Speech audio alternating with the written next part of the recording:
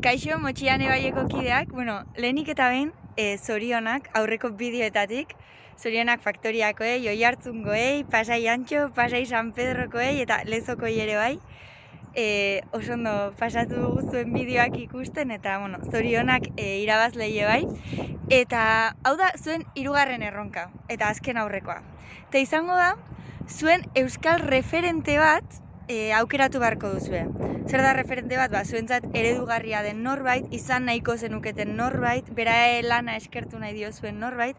Adibidez, nire erreferentea Pasai Donibanen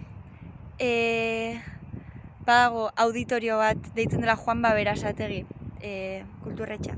Juanba Berasategi gizon hori izan da niretzako erreferente bat. Egin zituen marrazki bizidunak euskeraz, txikitan, guk txikitan asko tragatu ditugunak.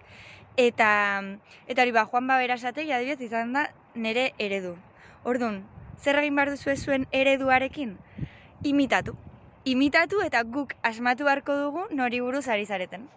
Alegia, Juanba Berasategi marrazkilaria bazen, marrazki bizidunak egiten bazituen, hartuko nuke boligrafo bat, eta bibote bat ere zuen, bibote bat jarrita, eta bera imitatu beharko duzu. Bera edo zuen erreferentea. Animo pila, azken aurreko erronka da, eta ederki ari zate. Así que, animo, zorionak.